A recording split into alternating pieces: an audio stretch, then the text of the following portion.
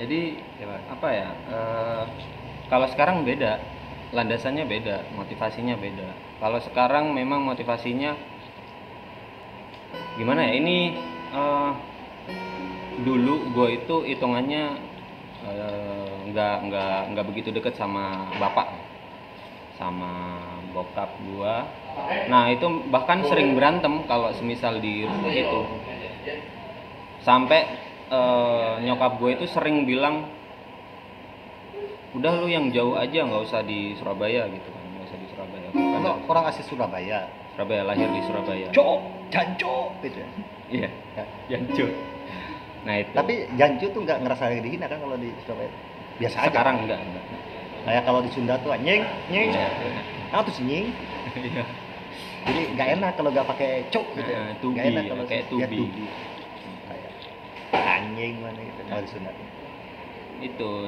Nah kalau sekarang lebih ke ini sih bang, karena gue melihat gue udah punya bekal untuk hidup, dan itu adanya cuma di sini. Modal Bekal, sosial. modal, yes, modal sosial. Makanya kalau semisal gue balik pun harus buka peta lagi, bertahun-tahun lagi gue memupuk nanam lagi gitu kan. Makanya pas waktu gue mau S2 di sini pun awalnya nggak ada niatan untuk S2 gitu. Niatnya langsung S3 gimana? Ya ya ini aja, hidup di Ciputat gitu. Oke Ben, balik lagi. Lo S2 tafsir hadis, S1 tafsir hadis, apa sih gunanya itu?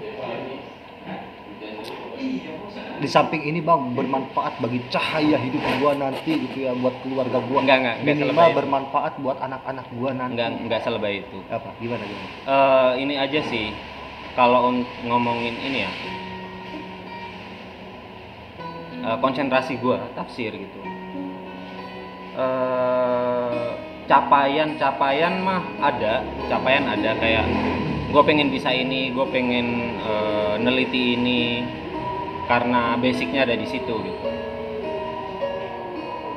Tapi untuk capaian goal besarnya gitu, goal besarnya itu hanya ini bang, gue pengen tahu lebih banyak saja ketimbang orang lain gitu terhadap tafsir ini. Karena orientasi pengetahuan. Ya, orientasinya pengetahuan cukup. Haus.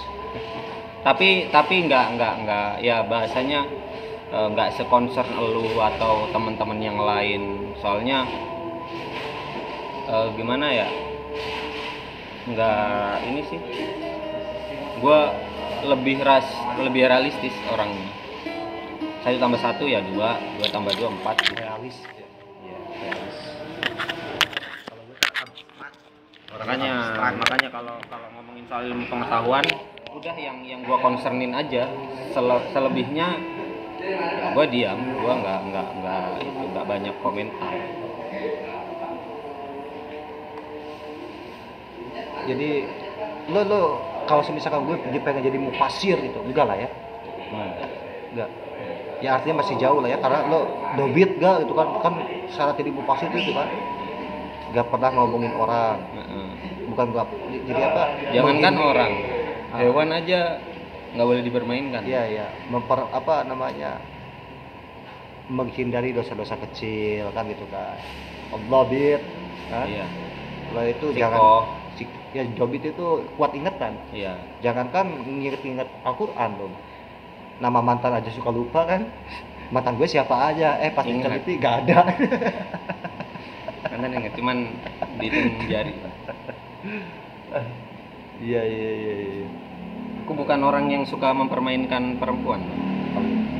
Tapi ayat-ayat Al-Quran suka dipermainkan ya. Gimana? Jangan, ntar harus diterapkan dengan baik ayat Al-Quran itu. Demi kemaslahatan umat, bangsa, dan negara. Ya. Takbir. Takbir. Allah. Jadi intinya pertama konsen di pendidikan, terus kemudian sembari bertahan hidup, gitu ya, modal nekat, modal bismillah. Ya. Jadi pengalaman supistik apa aja? Anjing nggak nyambung. Pengalaman supistik apa aja yang selama kamu jadi wali di Ciputat? Wali dong gitu ya. Orang yang udah tidak ada ketakutan, keraguan. Kalau kata Pupu masih para wali, Bang. para prawali loh. Prawali. Prawali. Prawali. Pupu Pupu semi wali, ya. Gua Lu udah wali. wali. Gitu. Gimana? Pengalaman spiritual selama di Ciputat?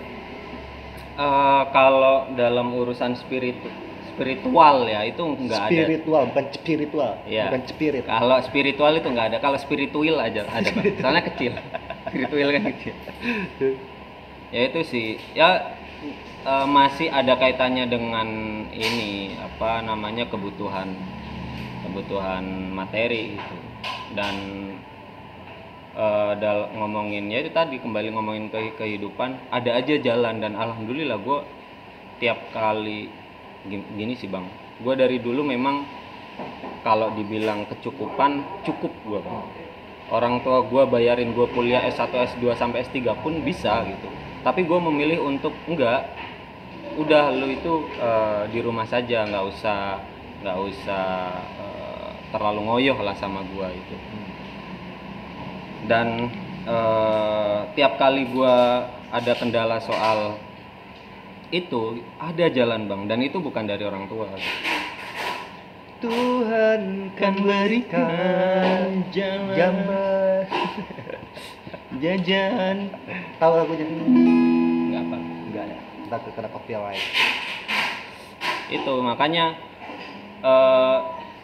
ya gua ngakuin itu sebuah pengalaman spiritual sih, karena keyakinan kita terhadap apa yang kita percayai gitu menjadikan kita itu bisa kuat gitu Bang. Makanya gue kalau ngomongin berkah itu Bang beda sama teman-teman Bang. Ya gue nggak, berkah itu apa menurut? Nah berkah itu menurut gue itu gini, ketika apa yang kita usahakan itu tidak memiliki kekhawatiran apapun. Jadi contoh gini, lu hidup kan salah satu kasus ya, lu hidup merantau, tapi orang tua lu itu nggak ngerestuin, nggak ngeridoin gitu kan. Akhirnya di perantauan lu itu selalu memikirkan itu, nggak lepas, nggak bebas, masih ada yang tersisa. Iya, masih ada yang tersisa kan. Akhirnya nggak nyaman untuk melanjutkan hidup. Tapi kalau semisal lu itu di orang tua lu itu support, ya nggak apa-apa, di sini didoakan, terlepas doa itu sampai atau enggak ya kita hanya percaya. Cuman ketika orang tua sudah memberikan ridhonya itu, kita bisa bebas lepas gitu Bang. Itu yang namanya berkah. Iya kalau kata gue itu. Makanya nggak perlu sampai apa yang kita usahakan itu mendapatkan hasil, itu kan urusan belakang. Itu urusan belakang. Makanya ya gue ngakuin meskipun serba kekurangan gitu, ya ini berkah itu karena bukan hanya ziyadatul khair ya, tapi lo terlepas dari belenggu khawatir, terlepas dari ketakutan, belenggu kesedihan, udah lepas. Itu lebih dari cukup gitu ya. Jadi menjalani hidup tanpa beban. Itu berkah. Nggak perlu kita ngoyo-ngoyo, waduh ada orang kekurangan kita ngasih gitu, supaya rezeki kita berkah dan lain sebagainya. Jadi memang bukan nggak setransaksional itu. Iya betul. Kalau ngomongin berkah ya, makanya itu sih mungkin salah satu contoh kasus spiritual gue itu. Makanya gue tiap kali pernah nggak makan berapa hari di Ciputat? Pernah 3 hari, 3 malam. 3 hari nggak makan? Ya, cuman minum air sama dan nggak ngontak kopi. mak lu, mak gue nggak makan gitu? Enggak. Makan air jadinya, biar matang. Minum air. Cakep dong gua. Masak air. Selama 3 hari itu ini gimana? Ada keajaiban apa? Ngutang ke warteg atau gimana keajaibannya? Enggak. Ya tiba-tiba lu ngontak gitu kan. Gue pernah punya cerita sama Ihsan Yakub, bisa dicek nanti ke Ihsan Yakub. Sama 3 hari. Ihsan gua di kosan aja terus kan. Bukan zaman secanggih sekarang. Iya. Ya. Di tahun-tahun 2013, 2014 lah ya. Kemudian nggak kemana-mana, di kosan aja. Singkat cerita tuh, San, lapar gak? Lapar bang. Ya udah tidur lagi, tidur aja terus. Sehari lewat, 2 hari lewat, masuk ke hari ketiga tuh. Chan, gimana nih San? Tadi rokok gak ada aja dan sebagainya. Sampai pada satu titik di mana kosan gua ada yang ngetuk. Ya, kita gak ngontak siapa-siapa. Gue kayaknya pernah dengar cerita itu. Tok katanya. Habis itu, Chan, siapa tuh? Pas dibuka, bang, izin. Ini ada nasi dari Husen Kulineri, katanya kan. 4 bungkus Husen Kulineri nasi box. Itu lu berdua doang. Gue berdua sama Isan. Ketawa-ketawa. Itu bocah gak ngomong gak apa, naruh itu dirapiain boxnya itu. Taruh, cabut lagi bocahnya. Gak tahu siapa, dari mana, suruhan siapa, juga peduli juga. Tapi yang pastinya di situ atas keyakinan bahwa wama min dabatin fil ardi ila Allahi rizquha. Itu harusnya tuh peran gue itu. Ya. Ngasih. Gitu. Gue dapat cerita-cerita sufisik ini kan dari kiai ya, bahwa orang diikat di tengah hutan, ada guru ngasih makan, gitu ya. Di gua ada hewan ngasih makan. Nah, gue mengalami hal seperti itu dan itu sering terjadi. Salah satunya itu sama Isan Yakti.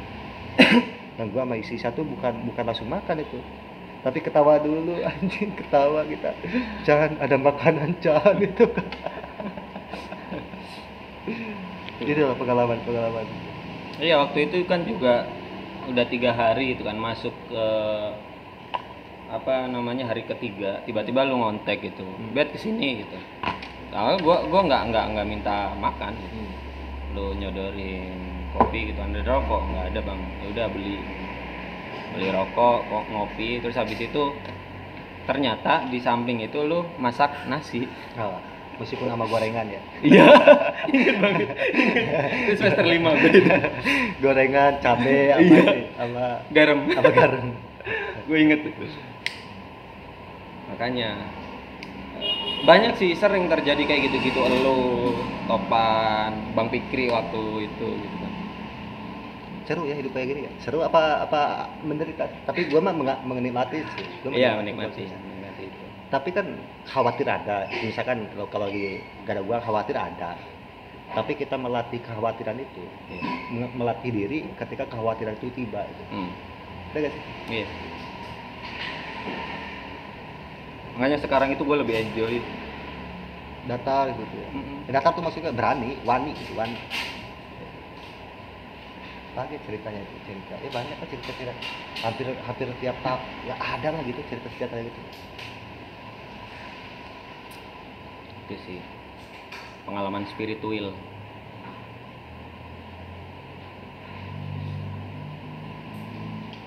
Lagi deh cerita spiritual. Udah sih. Yang relate dari nggak ada, malah gue filsafat terus. Pernah bunuh diri? Mau. Oh, Ubed pernah mau bunuh diri. Coba ceritain deh. Ya enggak, itu sih cuman gara-gara kasus. Coba gini ya. Lo bekas disayat. Kelihatan. Ubed pernah nyayat ya. Ternyata dia sengaja milih pisau yang ini, yang tumpul. Enggak, waktu itu bukan pisau, Bang. Kaca. Oh, kaca. Gua pukul, berdarah gitu kan, gua biarin. Kapan, di mana, dan apa cerita? Di kosan dulu, pas waktu gua ngkos sendiri. Gara-gara cewek, gara-gara kuliah, gara-gara kehidupan, frustasi. Bukan. Problem eksistensial. Enggak, gara-gara filsafat. Gara-gara filsafat. Mentok. Coba ceritain dulu. Apa kronologisnya gimana? Iya kan, ya dulu gua ya ibaratnya terjebak dalam kajian falsafi ya. Meskipun gua anak tafsir hadis gitu. Lu cekokin gitu, dicekokin Mufli waktu itu kan, apalagi terus sama Dedi juga dicekokin. Filsafat Yunani kelar gitu, filsafat Islam kelar, cuman di endingnya sampai ke sampai ke Mula Sadra waktu itu. Setelah Surawardi langsung Mula Sadra, itu gue kesel, Bang. Ke Hikmah Muta'aliyah itu? Iya, betul. Teosofinya itu kan. Masa puncak dari filsafat itu adalah kematian lah. Singkat cerita kayak gitulah. Makanya gue kesel. sampai gue itu sempat nangis ke dua orang, Mufli sama Topan. Gue nangis gara-gara belajar filsafat ini. iya bang, gue terjebak dalam ranah falsafi gitu kayak gini-gini. Kata Mufli gini, udah kalau gitu kalau lu kesel bakar aja buku-buku lu gitu kan, masa dibakar, sayang gitu loh. Sayang dulu itu sumpah bang, sayang, soalnya kan gue kan banyak nyolong buku bocah-bocah senior. Jangan-jangan buku gue hilang gara-gara gue juga nih. Terus Gue dulu itu sampai ini ya, nggak hanya buku, kitab-kitab sih, karena dulu kan gue sempet di Darsun juga 6 bulan. nah terus kemudian gimana jadi ceritanya mau nyayap tangan lo itu? Iya. Kok ujuk-ujuk mau bunuh diri dari filsafat? Ya gue ya banyak lah apa namanya pergolakan pikiran waktu itu, sama sekali nggak ada kaitannya dengan ini, dengan materi, dengan finansial, nggak ada. Apa ya, kebanyakan merenung ya, itu kalau nggak salah semester 7 habis KKN itu, habis KKN. Nah itu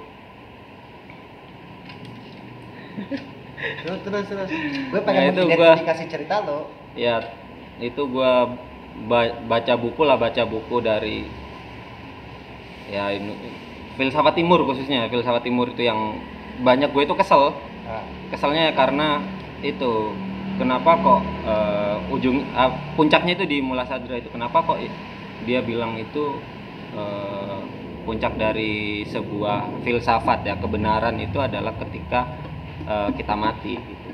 Nah gue pengen buru-buru mencapai itu gitu loh. Pengen buru-buru mencapai itu, bahkan bolak-balik gue itu tiap kali gue naik motor itu pengen gue tabrakin. Terus kemudian singkat cerita lo jadi kaca atau pecahin kaca dulu? Iya, kaca orang. Jendela. Kaca apa? Kaca mobil orang. Jendela kaca. Jendela kosan. Jendela kosan. Pecah dong itu. Pecah. Terus? Ya ganti lah. Lo nyayat sampai berdarah gak? Dalam gak? Nggak tahu ya, gua nggak. Tapi kalau bekas itu dalam itu. Iya. Kalau dari bekasnya soalnya nggak dijahit, nggak apa, cuman di akhirnya ya gua nangis lah seharian. Cuman kenapa nggak jadi bunuh diri? Maksud gua tuh itu kenapa? Ya itu takut. Bang, iya. Enggak. Gimana? Waktu itu ada yang nyegah atau siapa? Waktu itu Dedi ngontek, di mana lu gitu kan. Nah ngapain tuh ngejawab gitu? Kalau bunuh diri aja. Iya. Masih takut lo ya? Iya, iya masih takut sih hitungannya. Jadi masih ragu-ragu tuh. Tapi udah terjadi. Iya, maksudnya kita proses yang belum selesai. Gitu. Akhirnya gua kembali merenung lah, sampai gue itu malam itu gue sholat tahajud. Sholat tahajud gak sholat isya ya? Nangis lah pokoknya semalaman sampai subuh. Terus pagi gue ngechat Mufli, nggak balas kan, tidur mungkin. Dan sorenya gue ketemu, gue nangis. Lo baca buku penuh penghayatan gitu ya? Harus lihat dengan apa yang ini, gimana sih? Iya, gue kan bahkan sampai setahun itu ini bang, uber-uberan sama Dedi dulu itu. Gue uber-uberan sama Dedi. Bukunya Dedi gue ambil sampai dia bilang, di lemari ini jangan lo baca ya buku-bukunya, karena ini buku disayang banget sama Dedi gitu loh. Sampai ditutupin kain lah. Gue umpet-umpetan, gue ambil, gue baca, gue habisin 3 hari 2 hari gitu. Enggak, maksudku tuh gini. Berarti maksud aku tuh dalam cara berpikirku, aku kira enggak ada orang yang semodel tuh. Berarti kan lo semodel Nietzsche lah ya, penuh nihilisme pada akhirnya itu. Dalam mempelajari. Dan ketika gue itu nanya Dedi, itu langsung diginiin, udah baca aja, digituin. Dan beberapa kali gue pengen nanya lu, cuman gue ngerasa nggak pernah. Gue ngerasa. Gue juga cerita ini baru tahu. Enggak, gue nanya ke Dedi aja gitu. Maksudku tuh selama gue di filsafat, base gue kan my apa jurusan major ya, major kan itu my major.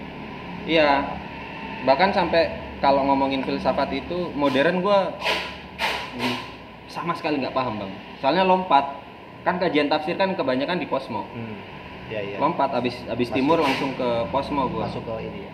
ketika ditanya apa eksistensialisme, nggak tahu. nggak tahu.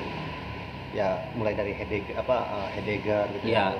apa. Dari Descartes. Descartes kan masih ini masih modern dari Yes, Descartes. dari Descartes. Kira yang eksistensialisme ya. Maksud gue ini Ben, gue dulu nih ya masuk. Iya, Bang. Nanggepin. Aku kira nggak sedalam itu ketika orang baca filsafat langsung harus mempraktekkan apa yang dia pikirkan, kementokan itu sampai ke nekat gitu kan. Nekat. Sampai ke nekat. Maksud tuh kalau gue baca aja.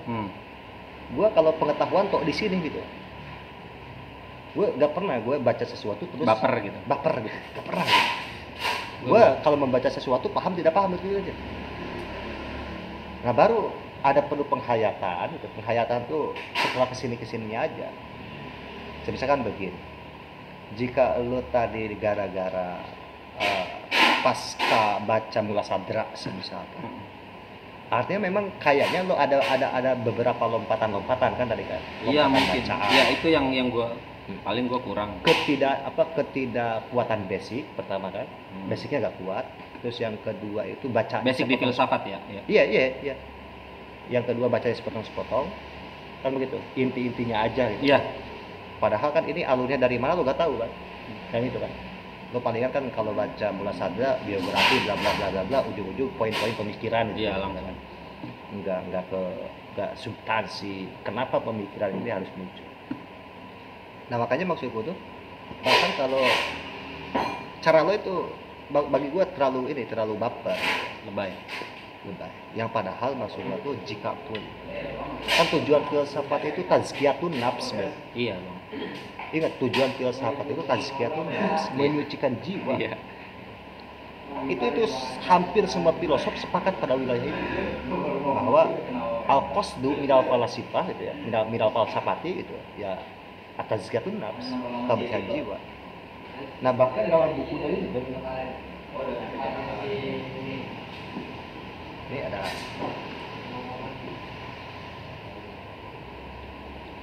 ya, bukunya Ibn Sina itu gue takut pendengar salah persepsi. Belajar filsafat nanti takut kayak Iben gitu kira-kira ya. Enggak selebay itu beneran. Guanya yang ini kasus saja. Mungkin kan ada tambahan melankolisnya dari kisah asmara gitu ya. Momentum gitu. Dan kebetulan lagi baca filsafat. Iya. Bahkan kata Ibn Sina